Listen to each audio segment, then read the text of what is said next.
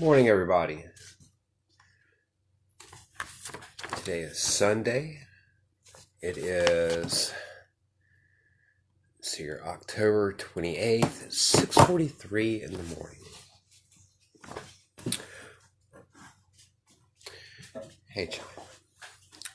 We're having coffee. Some really good coffee. We're taking our medicine this morning. Go on now. Go on. Chew.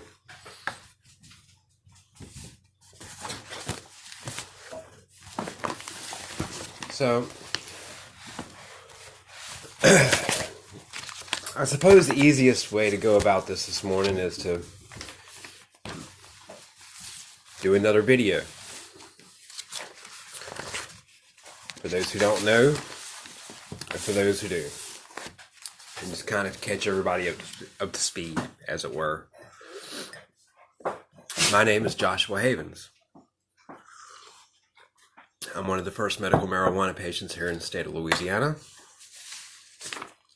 I have my prescription, which is illegal according to the DEA, because you can't write a Schedule I substance on a prescription pad. Okay. I am a federally acknowledged medical marijuana patient. This is my Social Security paperwork. All right.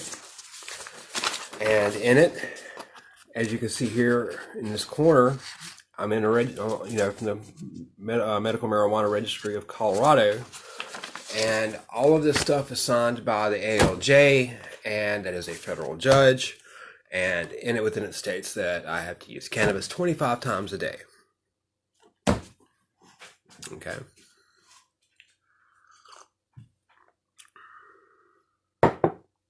Good coffee.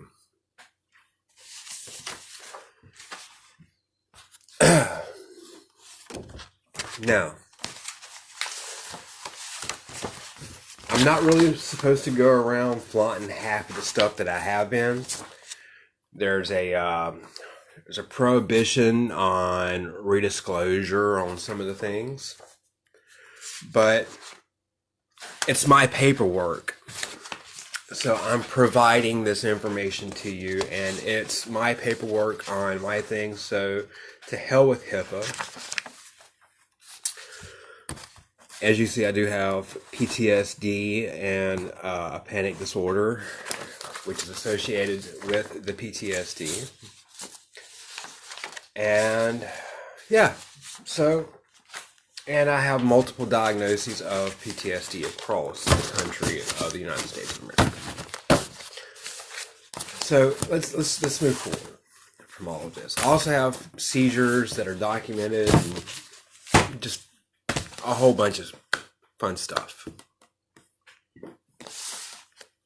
Moving that to the side.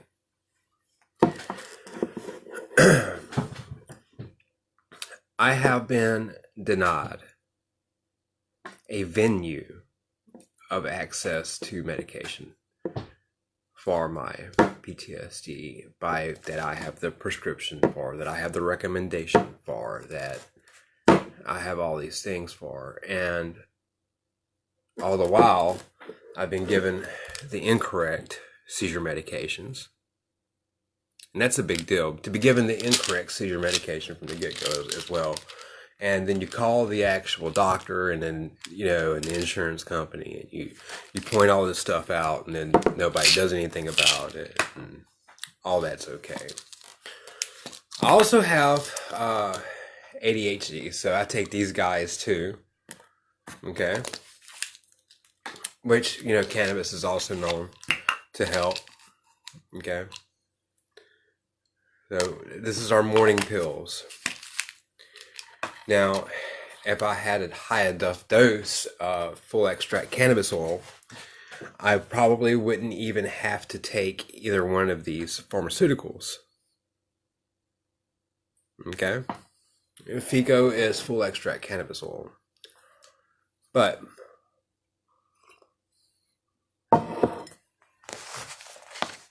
which I have a federal acknowledged, state acknowledged right to have access to, but I have no venue of access to. So let's talk about why I don't have a venue of access. The reason why I don't have a venue of access is it's pretty gross, actually. The state of Louisiana uses LSU Ag to grow by way of GB Sciences. All right. And see, this is actually, the whole thing is a racketeering scam, because Louisiana has a few different acts that are involved in all of this, and one of them being the Marijuana Tax Stamp Act. And the bill that's in play, which was written by Senator Mills, well, it doesn't cover the marijuana tax stamp. And it solely works with GB Sciences, with LSU Ag, to manufacture cannabis. And if you have been paying any attention to anything, you would have seen the harvest, and you would know that the harvest itself was a very small harvest. It did not produce anything worthwhile.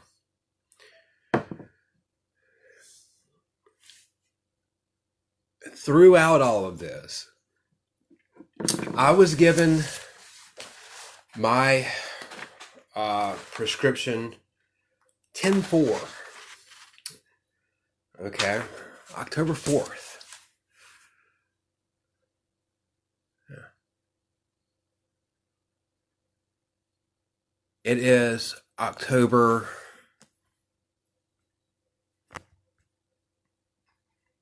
28th, and I still don't have a way to fill my prescription.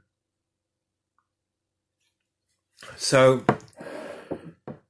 doctors are writing prescriptions, and you, as a patient, have no way to fill it. They're accepting these monies, they are enrolling these programs, but there's no way to fill the prescription themselves.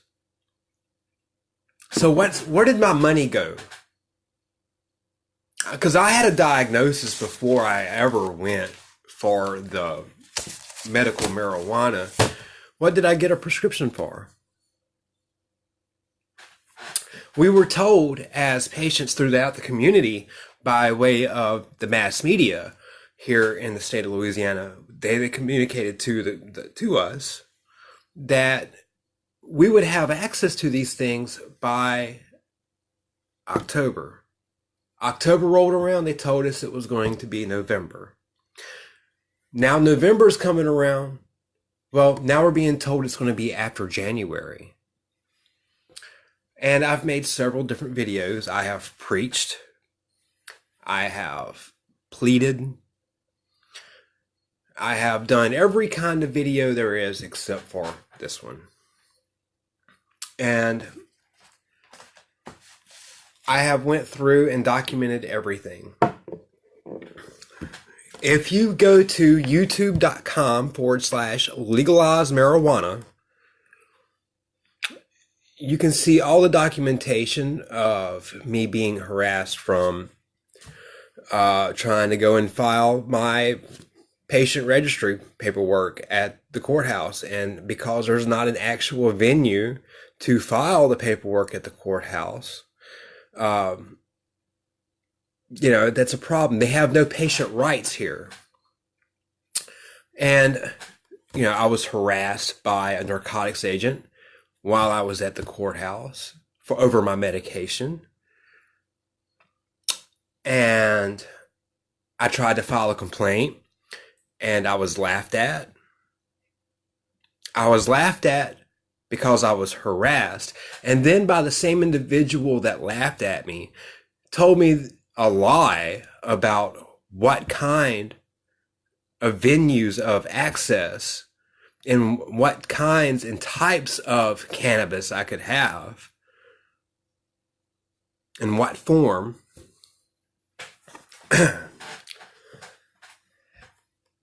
And then I had to call the state police, and they verified everything that I had to say.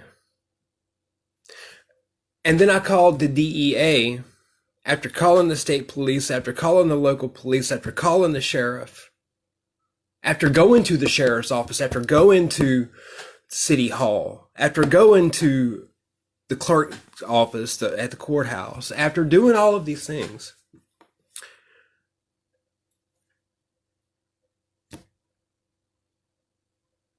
And then I found out that my prescription, because that's what the doctor wrote, was an actual prescription. And I'm going to remind everyone one more time, I have the actual prescription pad that it's wrote on. This is not a joke. This is not somebody just talking crap. This is a blatant DEA problem. They cannot write on prescription pads without providing a venue of access. They can only write on these from Schedule 2 to Schedule 5. Otherwise, what they must provide, and this is not a joke, this is not me talking out of my butt, because I've already got one, is a recommendation form. All right, and you should be certified. All right, and registered with the state. And that's all I was trying to do whenever I went, to the clerk's office, was to register up. And the only thing that happened was I got harassed for being a patient who has medication. It's an abnormal medication. Now, anyone who wants to verify any of these facts can freely call Mike Tubbs at the sheriff's office, and he has seen this. You can call Chief Mattis and talk to him about it. You can call Troop F of the state police and talk to them about it. You can call Debbie McClendon at the DEA, 888-219-7898, and talk to her about it. Because all of these things are a very real thing.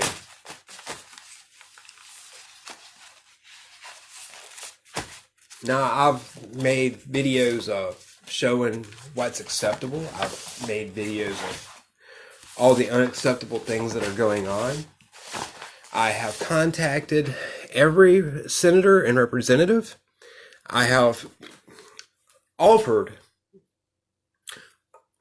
an amendment that I've written that would validate both medical and recreational cannabis, and because I know that they'll never do that, because this whole thing is about the pharmacy industry and lining either some politician's pocket or some doctor's pocket or some pharmaceutical company's pocket, but it's not about helping the patient out.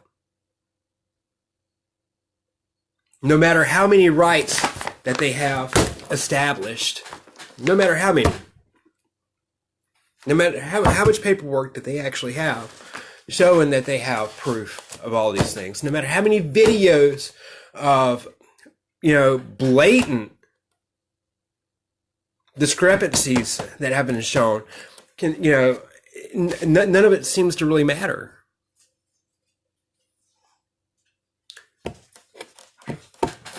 So I really get confused in all of this, because I'm going, what do I do? So I've tried to show them that, hey, we need a patient registry. We need an enforcement division. We need to be able to grow our own cannabis, because if you looked at the harvest that LSU Ag provided, it was the smallest harvest that I've ever seen in my life.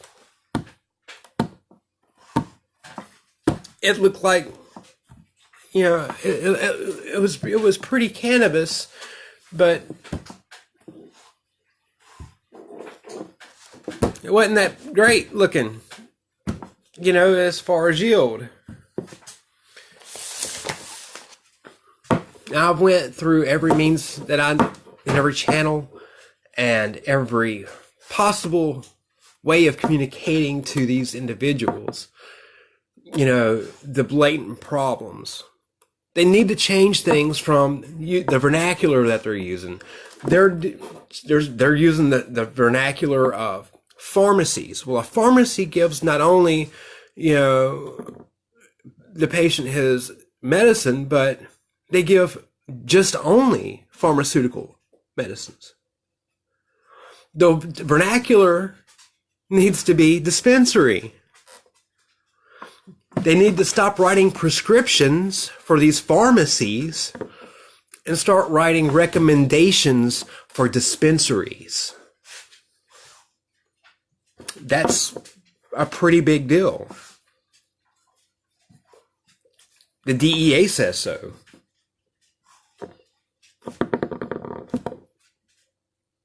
That's a big deal.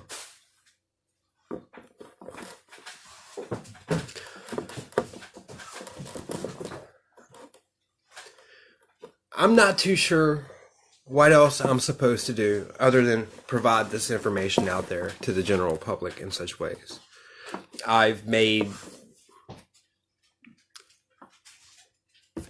countless videos in lieu of this. I have documented the entire thing the entire time. The only thing left that I know to do is to set up a call list and a website and a call list and put all these videos that I have up here out there.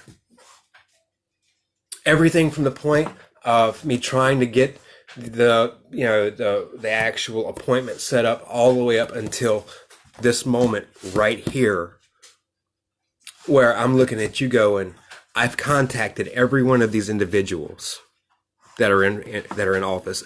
I've not only contacted every one of these individuals that are in office, I've shown them what the problem is. And because they're taking patients' monies through illegal means and not providing a venue of access of prescription medication, it's a racketeering scam. And any patient that's in my shoes right now technically, legally has a right to sue the state.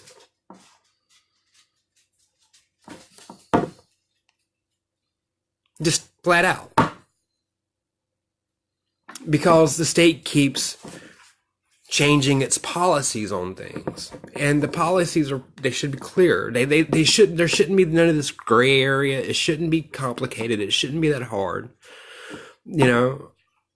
I've in more than one way, I've tried to explain that I have, an extensive, extreme history with working with different states and different activism and different policy setting. I understand that a lot of people may be intimidated by me because I'm different or because I have knowledge that they don't. Or maybe I just have a different perspective on things. And, people are intimidated by the things that they don't understand. They see it as a threat. And so I'm going to put this out here one last time. I'm offering consulting for free to any state senator or state representative in lieu of all of this horrible system that we have in play to get it fixed. I'm offering not only my services for free, but my experience for free, and I'm willing to forego all of these horrible experiences that I've endured in the name of my medication for being a patient, and to help you get some of these things set up. Because I think that is the best answer, rather than suing anyone, is to help fix it. And I need help by my friends, who are my friends and my family and other activists, to get this message out to anyone that you know within the state of Louisiana or anywhere in the nation, to contact people that they do know in the state of Louisiana, to share it, to get it out there. Because I don't know what else to do. I have 15 years of activism within the state. And I do not, my hands are tied. Beyond everything that I have done, my hands are tied. And I need your help. I need your help in sharing this information.